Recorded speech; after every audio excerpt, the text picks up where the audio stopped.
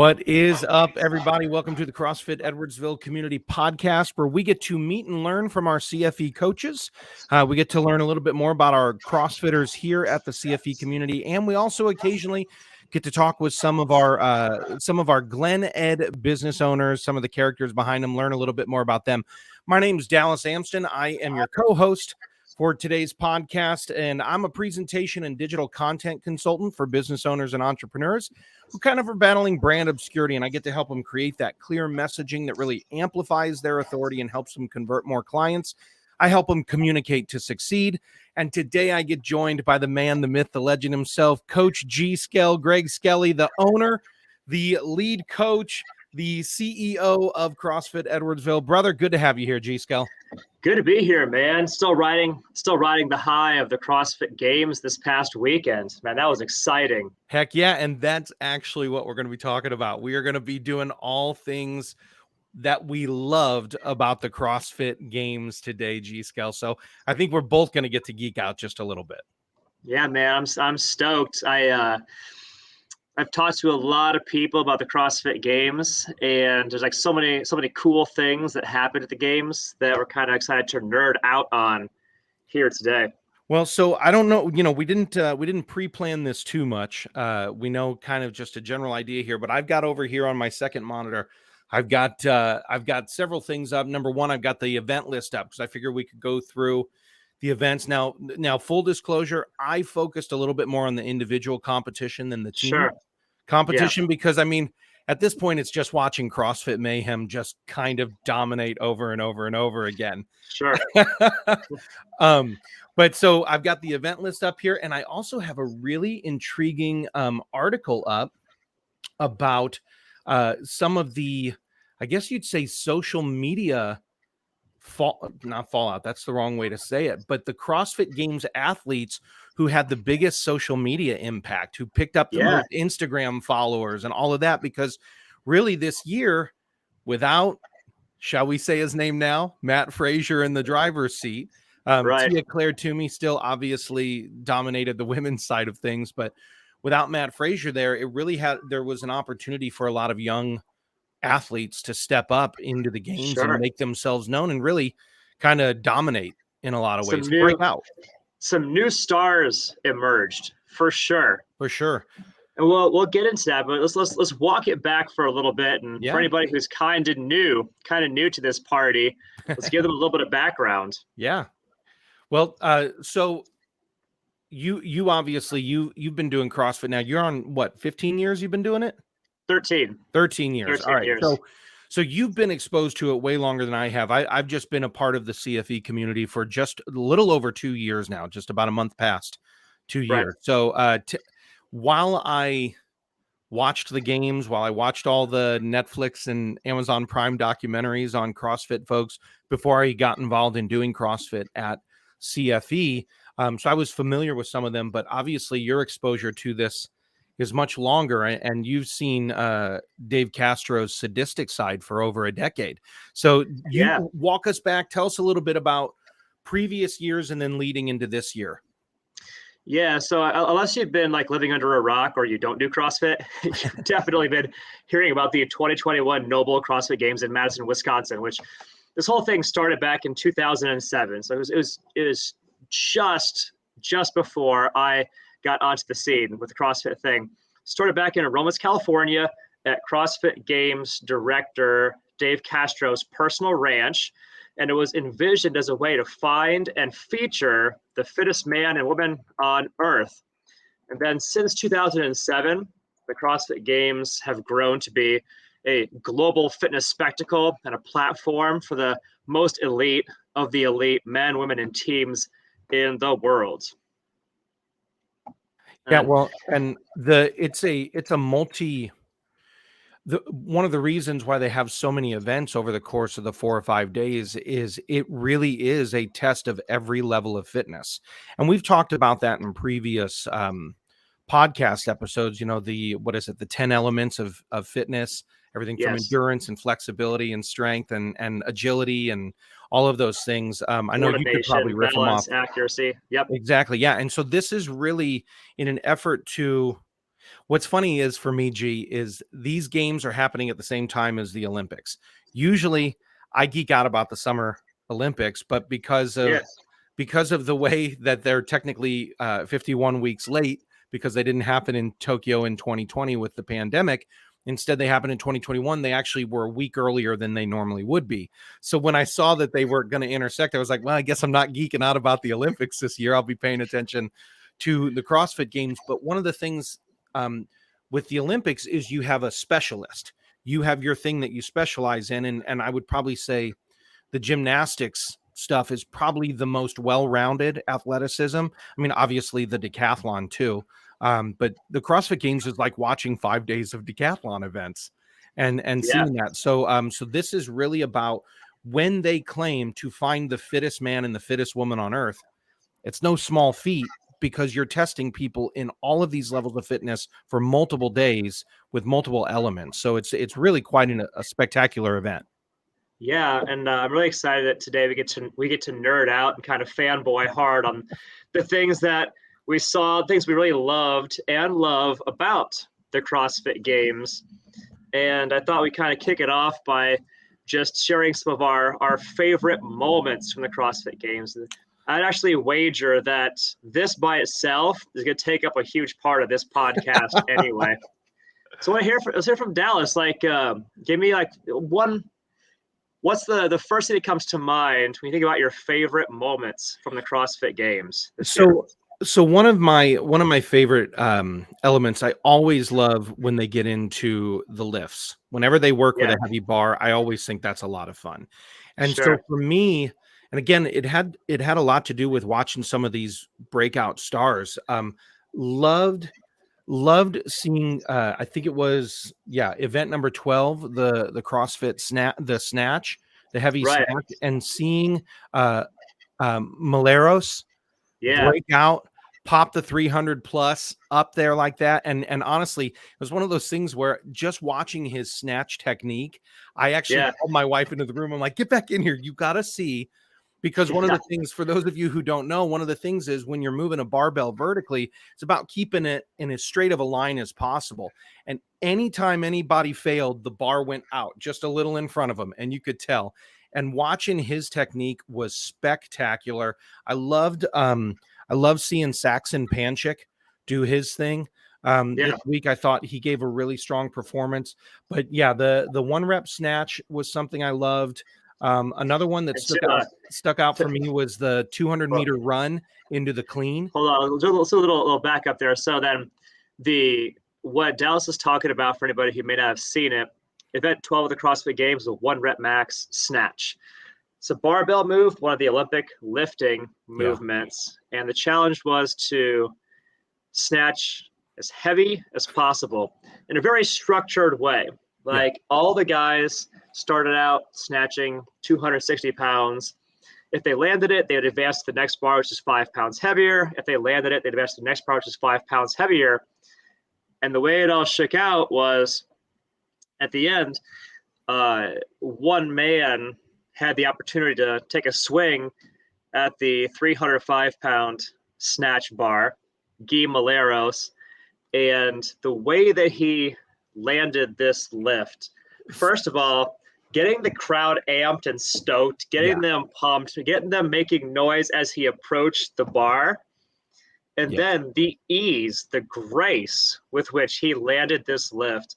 Like It was I was seamless. at I was with my family for a birthday party, and I was watching with my brother-in-law when it happened. And when Guy landed that lift at 305, it looked so effortless. I just put my head down. I was like, "Oh my god!" Yeah. Like, he made it look easier than the rest of us make an empty bar look.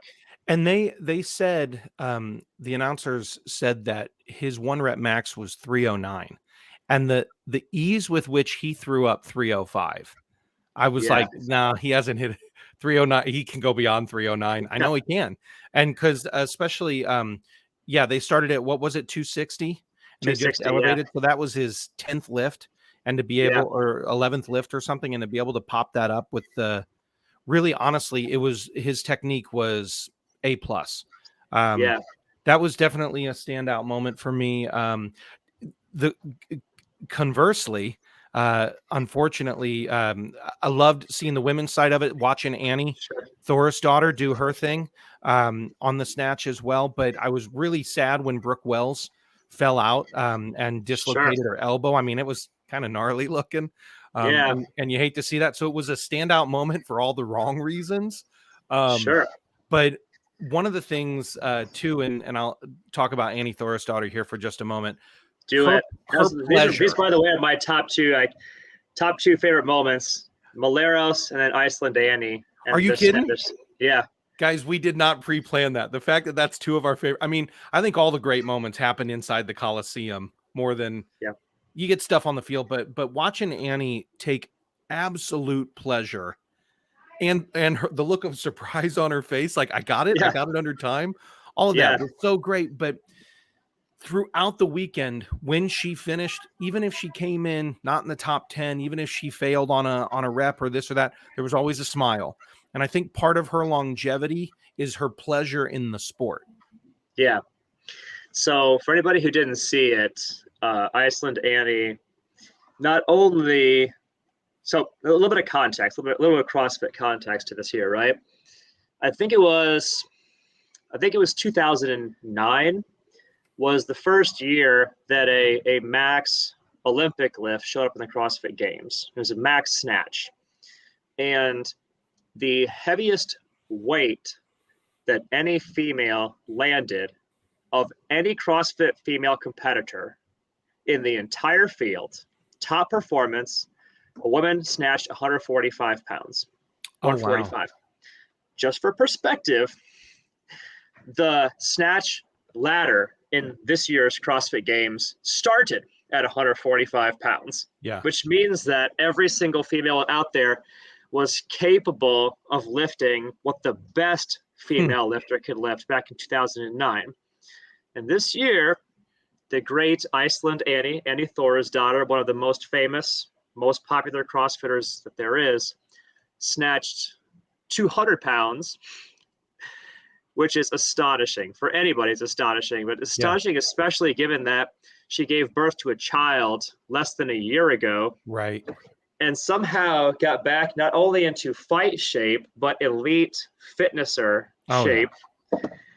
And then in the moment where she landed that lift, her expression, like before she even stepped the bar, her jaw basically hit the floor. And it's like, it was so genuine. It was so awesome. Yeah. It was so like authentic in the moment. Just like she couldn't believe that she did it. And it was so cool to see. And the place just lost its shit. Like the Coliseum just lost it. It blew up. Yeah, it blew up. And that was a really fun thing to see. And for those of you also who don't know, Annie's she's a two-time champion as well, right? Two-time? Right. Yeah. So, correct. So what was fun about that too was it was her and Tia Claire Toomey, and Tia is a multi-time champion as well. Annie's a multi-time champion, and just watching the two of them who are both pros, and you can tell they're friends, they like each other. Watching them go back and forth on that bar, that was a lot of fun to see. So that cool. To me was one of the bigger highlights of the weekend.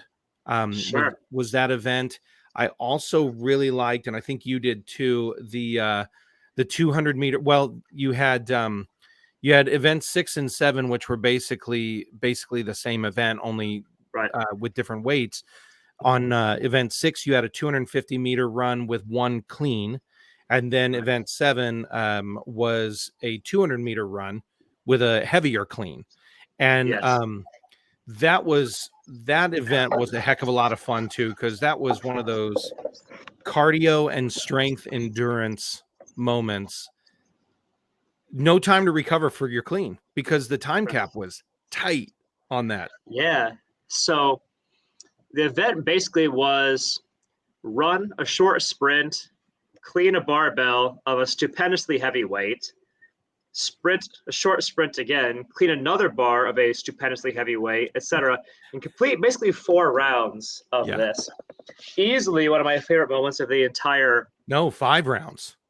5? It's 5 rounds. 5 rounds. So easily one of my favorite events of the whole weekend. One of my favorite moments was that event where in the first iteration of the workout, because there were 2 iterations.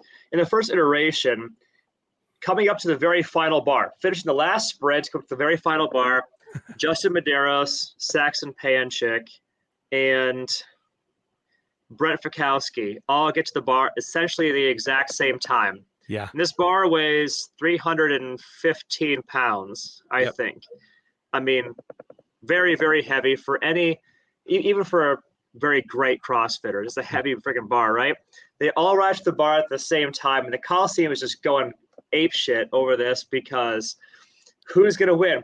And on the left, Saxon Panchik goes for the lift and misses it. On the right, Brent Fikowski goes for the lift and misses it. Right there in the middle, Justin Medeiros, the youngest competitor in the field, lands it, stands it up, screams, jumps his bar, jumps in the finish line, and wins that event. It was one of the coolest things. It was, that was a hot moment. And they were a few of the people that actually were making the time cap too. Yeah. Because it was an aggressive time cap. I think that event was 7 minutes or something.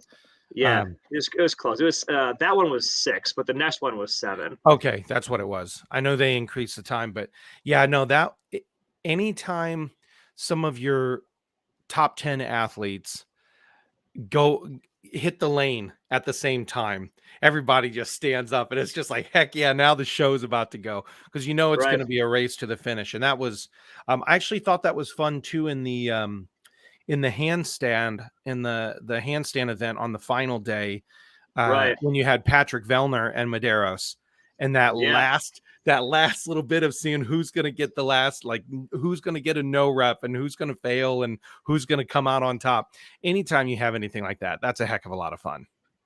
I love workouts that are simple and savage and uncomplicated. And that one was simple and savage and uncomplicated. Deadlift, something very heavy. Yeah. Show us how strong you are with your lower body. Yep. Then freestanding handstand push-ups with a little bit of handstand walking mixed in.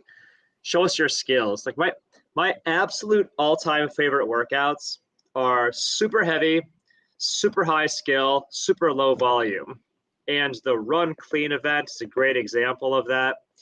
And to an extent, the deadlift, handstand walk, or freestanding handstand push-up, both great examples of that. I want to do those workouts, and hopefully Coach Sean writes them in. Hopefully they'll be programmed in for us. Well, I can't do the freestanding handstand push-ups, so I will definitely be scaling that particular movement. One of the other things too I thought was really interesting was there were 2 or maybe 3 events where they were using short bars. Yeah, which changes it. So a little bit more technically. When we do a deadlift, which by the way, they were deadlifting near my 1 rep max. And they were, in that particular event. And again, everybody, that event was 6, 10, 14. It was event number 14. And so it was 6 reps of deadlifts. For the women, it was 275. For the men, it was 405.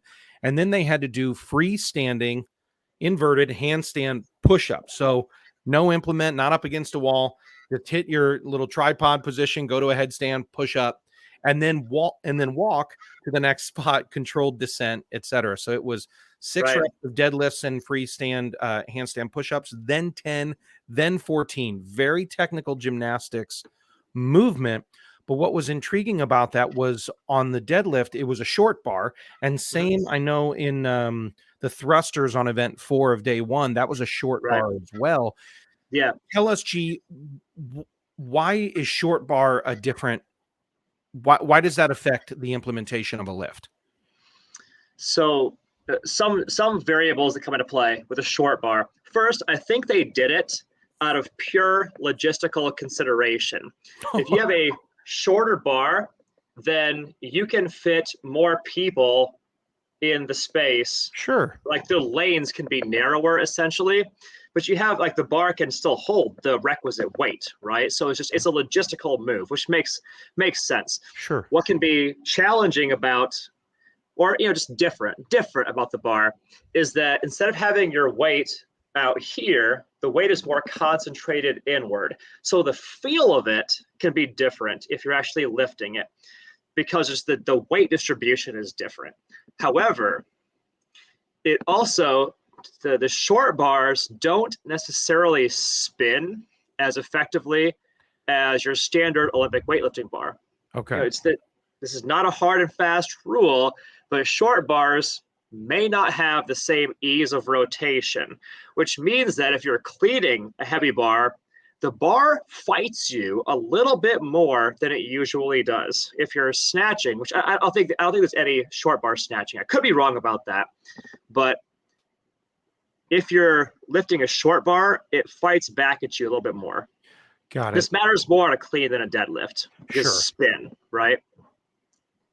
That's Anyway. intriguing. So that probably would have affected the thrusters a little bit more than the deadlift. The thrusters in event 4. Got it. Okay. Right.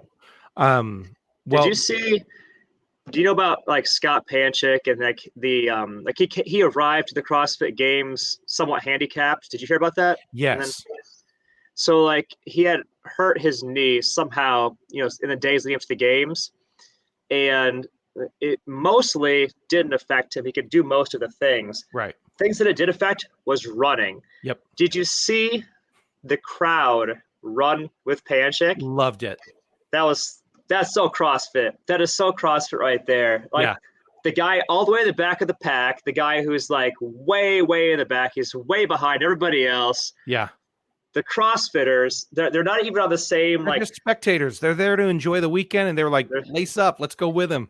Right, because like Panchik he's so far out of the pack at that point. He's way behind everybody else, and the spectators opt to run alongside Scott Panchik, just on the other side of like the divider line. Yeah. But with him, so he has company as he's finishing the event. Like that is so CrossFit. That is so affiliate gym. That is so like stuff you see here. Yeah. That happens here in the day-to-day CrossFit gym experience. Yeah. No man left behind. Like you don't let your friends just suffer through by themselves. You actually join them. Yeah. No, that was one of those highlight moments too, because it was one of those like warm, fuzzy feeling moments where you're like, dagnabbit. And there was a couple of those where there was a few elements too, and I'm not going to remember the named moments, but where someone was finishing their cleans or someone was finishing something on the floor, and someone else who had already finished went out there and was like cheering them on, like, get that bar up, get that bar up. Right. That happens a lot in our gym as well, as people are wrapping up their workouts and some of them are recovering. But usually there's one or two people being like, come on, finish out, stay strong, keep going. I love that element of CrossFit. Yeah, absolutely. Yeah, nobody's ever done that in a Globo gym for me. Right. At the end of a treadmill session, nobody's like, come on, man, I finished my treadmill. Yeah. I believe in you, dude. That's it. Got 2 minutes left. Come on, let's push to the finish line. Right. Up that number, up that speed. No, nobody ever does that at a Globo gym. Never happened. One thing else that I saw that I loved, there was a stupendously difficult event involving wall walks and thrusters. Yep. And the well-established fittest woman in history, Tia Claire Toomey, dominant force, this 17-year-old girl, Mal O'Brien. Oh my gosh. Just made it to the CrossFit Games, takes the lead in this event and never looks back. And Mal O'Brien won the thruster and wall walk event in style. It's amazing. Yeah. Amazing. She made it look so easy. And I can tell you, having done thousands of thrusters and thousands of wall walks in my time, yeah, that is an insanely difficult workout. That's the sort of thing where like your arms will fall off before you finish that workout. Oh, and that was a longer duration. I mean, 20-minute time cap on that. That was just one of those events where you're like, man, those two movements coupled together, you're going to be hurting. You're going to the pain cave quickly. Yeah. And it shows astounding amounts of stamina and endurance in their shoulders to be able to do that. But especially like Mel O'Brien, again, she's 17 years old. She has managed to accumulate. She started CrossFit when she was 10. She has managed to accumulate more fitness in the last 7 years than I have in the last 13 doing CrossFit. Sure. I literally had twice the time. There's no way I could do that workout, but it would take me literally 3 times as long. Sure. Well, and you've got what's fun too for someone like O'Brien and some of the younger competitors too, even Medeiros, they for people like Tia Claire Toomey, she got into it when it was in its earlier days, and Annie Thorisdottir and things like that. But now you've got people like O'Brien who have watched Annie Right. and Tia for the last 5 years, 6 years plus.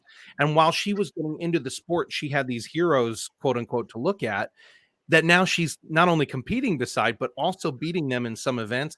And that's pretty cool in and of itself. Kind of Absolutely. There watching a was second generation of CrossFitters who were raised watching it and raised seeing correct. it kind of come into their own. Very cool to see that.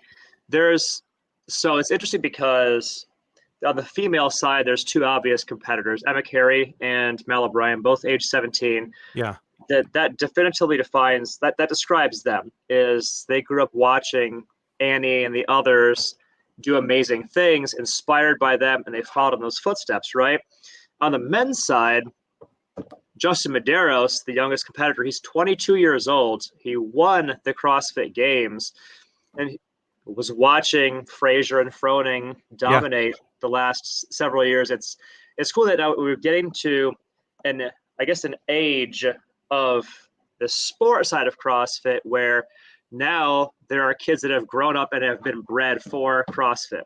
The girls here are a great example. Like they've literally been training for CrossFit since they were kids. Yeah. Same with Medeiros. He's been training for CrossFit since he was a kid. Yeah. Well, I've got my 8-year-old son just said to me yesterday or Monday, because I was watching the last ones a little late. I was behind on the weekend, so I was watching them on replay. But my 8-year-old was like, "Dad, when can I start CrossFitting? Like That's awesome, man. And can I go to the games someday?" And I was like, "Handsome, heck yeah, you're gonna need to put down the vanilla wafers, but yeah, you can get there." My son does CrossFit in the kids class, and in fact, like they just did the workout like an hour ago. This is my son's birthday workout, and like my son likes being active. Yeah. He loves CrossFit. He's in wrestling as well. He does not love wrestling. He loves doing CrossFit. Yeah. He likes the variety of it.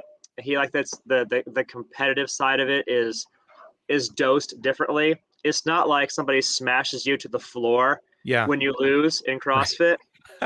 In CrossFit, if you lose, all the people are there showing love to you, encouraging you, cheering for you to help you finish this ridiculous, difficult workout. Right? The whole vibe is different. I think the only person in our gym who might smash somebody would be like Coach Sean smashing me. Yeah. I remember the open last year. The kids were watching me during one of the workouts. It was the handstand walk and deadlifts, but I was doing the bear crawl instead of the handstand walk. And I was on like the third set or whatever. And it was so close to the time cap. And Sean just comes up to me and goes, "Hey, your kids are watching. Don't disappoint them." And I was like, "Oh, you jerk. Now I got to finish." So he might be the only one, but he says, I say that with love. Well, that's savage. Speaking of young here, this was the other thing I wanted to bring up. So with all of these, with the games going on, and this really tells us who kind of the breakout stars could be in the next 3 to 5 years. And you mentioned a couple of them there, but according to morningchalkup.com, the top 10, there were 10 CrossFit athletes that saw a bump in their Instagram followers. Number one, and I honestly think she was the breakout star of the weekend, was Danielle Brandon. And there was a whole side story going on with her with the COVID protocols. And so I think that, poor girl was having to enter. She was the only one entering with a mask. She was a lane away from everybody. So she wasn't able to pace off of everybody the same. She picked up 77, almost 78,000 new followers. Yeah. Mallory she stands O'Brien out for a lot of reasons. She seems to have she's awesome. an edge to her. She seems to be, I don't know. One of the things that I think a lot of people are drawn to CrossFit is that it's very counterculture. It's very subculture. It's very like middle finger to the establishment. And I think Danielle Brand is a great example of that. She's flying with like green hair, but a total badass. Yeah, I totally. mean, did you see her at the handstand walk in event? one of her Instagram posts, she actually is giving the double bird up into the sky, and it's like that is her bad girl moment, Did you see her in the handstand walk event? Yeah.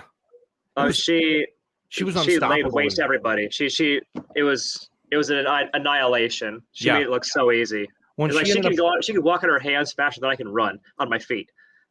it was impressive. And that was not just a race on your hands. That was going over the parallel bars, going up and down the steps, the ramps. I mean, that was an obstacle course. Right. That was, I could not believe it. And the speed with which she did that. And then she won another event. I'm not remembering which one at the moment, but she definitely could be, and she's young, 25 or something, 26 maybe. I honestly don't know. Um, she could be a breakout star in the next few years. Mallory O'Brien picked up over 70,000 new Sure. Instagram followers. And I know it's not a popularity contest, but when you see stuff like this, you think to yourself, all right, this is the future of the sport. Some of these young people. Well, it helps you identify like who got noticed in a new way. Yeah, Because like exactly. I've seen that list, and Tia picked up a bunch of followers, and Justin Medeiros picked up a bunch Mhm. of followers, but they picked up fewer followers because we kind of knew about them. You Right. know what I mean? Right. We were aware that they were badasses. Yep. We didn't know how much of a badass Mal O'Brien was, or how much of a badass Daniel Brandon was, And Maleros, oh my and Guy gosh. Maleros. Yeah, I'm so impressed with that young man. yeah, that dude is Yeah. cool as hell. Yeah, he He, is. he has the whole look, man. Everything about him just as winner written all over it. Screams champion. Yeah, Everything about him screams champion.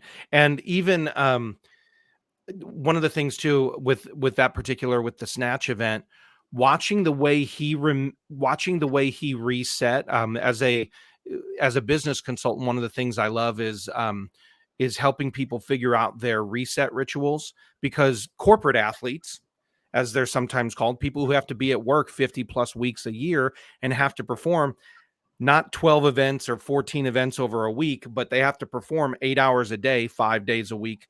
You know, those people, they need their reset rituals. And there's psychologists who have actually helped people like football players and other pro athletes. That's why you'll see tennis players go through their ritual in between sets, or the football players, you'll watch a quarterback do the same movement between every move, whether it's a good pass or not.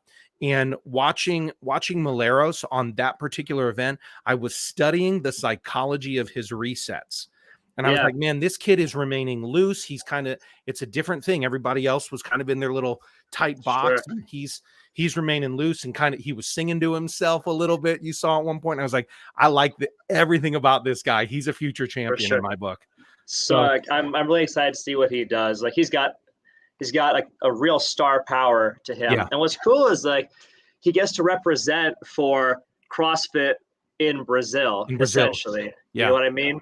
Like I've definitely noticed that the people of Brazil seem to have truly embraced him. And I think he's going to be the star that helps expand the presence of CrossFit in Brazil as well. So Yeah. it's kind of cool to see where that will take us in the coming Yeah. years For as sure. well. And you got to see a larger swath. I mean, it's been a lot of it's either been the United States, Canada, or Iceland for almost Right, a decade now. When you see that leaderboard, it's a lot of the same and Australia, I should say, as right. well.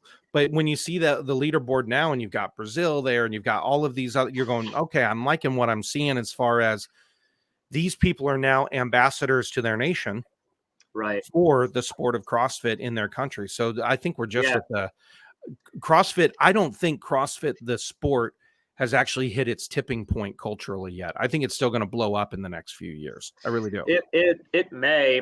And there's actually there's a handful of things that I found notable at the CrossFit Games I want to hit on before we're done here. Yeah. One was the return of full coverage by CrossFit Media. And what I mean by that, so, when the CrossFit Games really kind of first caught on back in, it was like 2011, 2012, 2013, CrossFit Media did a great job kind of capturing what Mm. was going on and broadcasting it, obviously in a much more limited capacity than now. But I think it was like 2018 when, at a corporate level, Greg Glassman made the decision to shut down all of CrossFit Media effective immediately. And all of a sudden, there was no more broadcast for the CrossFit Games. There was no more regionals. And, Yeah. you know, I understand why that was done on one level, because it's something we'll talk about in the other podcast, is how the CrossFit Games can create a psychological divide between people in the community that need CrossFit to live their best lives and what we do in the affiliate. Like there could be a divide there, and Oh, we'll sure. get into that later on. But there are so many people, myself included, and I think this is your story as well, Dallas. When you see the CrossFit Games, it inspires you. Heck And you're yeah. like, you know what? I don't see me walking on my hands like Danielle Brandon, but I want a piece of what they have because that is some cool shit. You know, Yep. and they look amazing. They're strong. They've got great endurance. They're good runners. You know, I don't want to be the best runner in the world. I want to look like them and be able to live my best life, keep up with my kids. I feel like that program over there could probably do something for me. And I loved having really solid coverage by CrossFit Media again. Do you think part of that was and I'll just go ahead and say the corporate name. Do you think part of that was the relationship with Reebok? I don't. I Okay. think that Reebok would have had a vested interest in keeping the a worldwide media presence. Got I it. think. Got it. Okay. I don't. Yeah. No. Well, But what were some of the other things that you wanted to bring up? I know you had another list there. Again, everybody, yeah. we did not pre-plan this conversation. We were just like, hey, let's geek out for 30, 40 minutes. So give me what else Yeah. was maybe on your list there. So next, I love seeing full live events with crowds again. Yeah. Oh, There's God. there is definitely something like that event with Guy Maleros snatching 305, empty room, No, watch it online, not the same. no. Not the same. I The energy don't of the know that they people would there. have. I don't know that they would have even crossed 295 without the crowd. Yeah, You know what I there's mean? the energy that's infused. Not like so. One of our coaches, one of our CFE staff, he was actually at the games and watched it live action and can attest to like the energy in the room, the excitement, the feel of having all these people that are like stoked about what's happening. There's an energy to that which helps the athletes as well. You can feel it through the computer screen. Like I Yeah. watched this on my cell phone. I could feel the energy of the people coming through when Guy was lifting, when Justin Medeiros landed the lift that Saxon Panchik and Yeah. Brett Fikowski missed. You know, when these surprise breakout athletes do amazing things, everybody's like, that was so cool. Like the presence of the crowd there was a very big deal. And Yeah. I'm really, really happy to see that it's happened again. I would say, because I have caught a few of the Olympic events, juxtapose what's happening with the Olympics without the crowds. It is Sure. a massive difference of energy coming through the screen. Sure. And yeah, so I 100% agree with you. And seeing just photos of like all the tents out around the Coliseum and just like all the community. Yes, Yeah. for The sure. people together. Agreed. So interestingly too, and you know, I think that you and I have kind of talked about this a little bit as well, but I think it's something to feature is that I truly appreciated that the game's coverage didn't make a big deal of Matt Frazier being on site at the 100%. CrossFit Games. I should let you talk to this one, Dallas, because I know you have perspective here as well. Well, so I was very glad about that because leading up to the games, it was I thought it was going to be dubbed CrossFit Games 2021 hashtag Matt Frazier Shadow, Yeah, because it was one of those things that was like, man, he's been so dominant for so long. You know, I'll use a wrestling term. It's like when Stone Cold Steve Austin retired. You're like, who's going to pick up the ball and run with it, right. so to speak. But for me, I knew he was there because there was at one point when Tia broke or tied Matt's single event win record, like 29 or 30 events or something. And they were in the Coliseum and Tia looked up and like kind of pointed at him and waved and gave him a little smile. And you're like, he's there. He's in a box. They're not doing camera interviews with him. At least I didn't see any. No, They're not even putting the camera on him like, oh, there's the Godfather up in his box watching down on all of us. It wasn't that at all. And I don't even know that he was there for the whole event. I have no idea. But I loved the fact that the sport was shining brighter than any one particular athlete. And it'll be good too when eventually when Tia decides to retire from competitive from competition, it'll be good to see if the women's division can also do the same thing, where it's like it's not necessarily about the individual. It is and I think it speaks to larger what we saw with Panchik running. It speaks to the larger community, and I loved that it wasn't about any one man, because really it's not like he was selling a bunch of product. It's not like Nike Air Jordans that when Jordan retired, the Bulls were like, well, there goes our franchise. It's not that. CrossFit is bigger than any one person, and I appreciated that.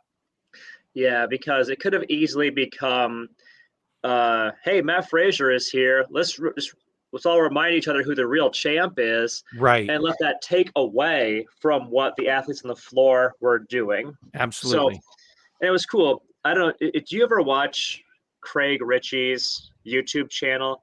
No. He's a YouTube fan of CrossFit. I don't. He has footage of Matt Frazier watching Justin Medeiros in the events. And it's cool because Medeiros has gone to train with Frazier under his tutelage, and he's been, in a sense, somewhat mentored by Frazier. It was cool because you can see in Frazier's face just how emotionally invested he is in this guy on the floor. Like, he is so like dying. He's like almost trying to will Medeiros to win from afar. Like, you can see in his face, he's just like, he's on the edge of his seat. Like, oh my God, he's gonna land this lift. Like, it was really awesome. cool. It was really cool. For this weekend, Matt Frazier was one of us in a new way. Yeah. You know what I mean? Yeah. I had read a thing too. I think it was Morning Chalk Up as well, about consistency is key for Medeiros, and it was not. He didn't have to dominate every event. He just had to be in the running of the top 5 to 10 typically to get the points necessary. And really, that speaks to a larger theme of CrossFit. It's not about you dominating one thing and then sucking everywhere else. It is about total fitness and how can you be consistent across every measurement of fitness. And that's very cool. Who was again Richie's YouTube page? Craig Ritchie. Ritchie. Well, I'm gonna definitely have to check that out. That would be fun to watch a few minutes of that. Another thing that was fun for me was that CrossFit Mayhem now has their own dedicated media team that is chronicling all their adventures, all their behind the scenes. And the people on that team, probably more than any other CrossFit group in the world, they are stars. Froning is a star. Haley Adams is a star. And the way that CrossFit Mayhem has been able to dedicate a media group to just track them and capture their story behind the scenes and broadcast it, it's very, very cool to see. Obviously, it's going to be a big deal for them with their own personal brands and all that, but it's exciting for me to see that CrossFit can now basically become a TV reality series of sorts. You know what I mean? That's what Mayhem's training is. It's a TV reality series that everybody wants to watch if you're in our little nerd fitness ecosphere. One of the things too, knowing about what Mayhem is doing, the presentation coach in me, the communication coach in me is like, oh, is CrossFit like beta was this a Mayhem thing, or are they beta testing this, knowing we want all of the big boxes, quote unquote, to start being able to have this so we can have our own media network channel with all of this available and fitness 24/7 and all of that. I was wondering, is this the foreshadowing of something greater in the next 3 to 5 years? I hope it is. Yeah. I hope it is. Yeah. There was it was cool to see that there were a variety of different divisions.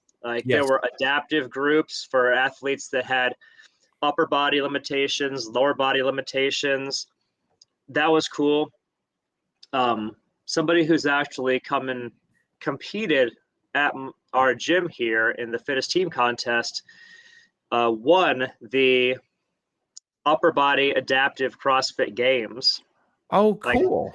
He only has one arm, but this guy, he won his division at the games. For people that don't have, a full use of 2 arms. Really cool to see him win. Yeah. And then the age groups are cool too, because now they can kind of feature people that are, my age, Yeah.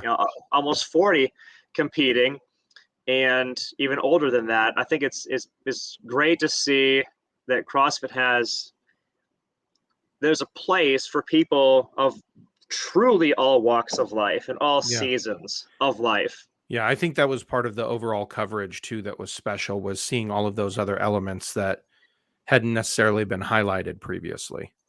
Right. Yeah. Did you notice that that Castro wrote an accessible workout? What I mean by that is the 21:15:9 bike calories and snatches event Yeah. was intentionally written that even regular CrossFitters like me, like Dallas, we can do that workout RX. Yeah. That's intentional, Yeah. right? Yeah, no, We can that I actually actually show up. that was one of my other favorite events, ironically enough, and maybe it was because I identified with, oh, that's something that a normal human Yeah. can do. It makes it more relatable. Which Right. if you're a CrossFitter, obviously you can appreciate these stupendous levels of fitness it takes to be able to do freestanding handstand push-ups Right. and deadlifts at a really heavy weight. But it is pretty cool that the games athletes did a workout that we could actually do exactly as written. Yeah. That could show up in this gym here next week, and There's a good chance it will. it's a good chance it will, especially knowing how much Coach Sean loves snatching. Yeah, that's true. Well, and so just to tell you how accessible that particular event was, my wife walked through the room, looked at the screen, and she goes, 21:15:9, you could even do that, and walked right out of the room. And I went, what the heck was that? Yeah, and that's savage. But she knew that pattern, 21:15:9. She's like, oh, that's like classic CrossFit, isn't it? Right. Yeah. Yeah, that was good. So, what else, G, as we're getting ready to wrap up? Any other things that stick out to you in the next conversation? Obviously, we'll talk about some of those sticking points that we weren't necessarily happy with, but any other final things that you loved about the weekend? I tip my hat to Tia Claire Toomey and CrossFit Mayhem. Their level of dominance is just astounding. Like, Yes. they are so clearly so far beyond all the rest of humanity. It's like Tia is here, everybody else is here, and the rest of the world, the best of the world, is right there. Yeah. Same with CrossFit Mayhem. It's like first place, first place, first place, first place, first place, first place. Like, it's just amazing, the level of excellence, the level of dominance. Yeah. Never seen anything like it before. I mean, not since Jordan was clearly the greatest. It's now watching Tia Claire Toomey just kick everybody's ass because she is stronger. What's amazing is that she's not just like better at one thing. Right. She is definitively the best lifter. She's definitively the best swimmer. Yeah. She's definitively the best runner. She wins all of those events all the time. I think the one, there was a brief moment where I was like, her goal this year is to clean sweep. And I don't think that'll ever happen. But I remember them saying during the wall walks, oh, well, Tia, this isn't a strong event for her for the wall walks. And I just remember thinking it will be next year. Yeah.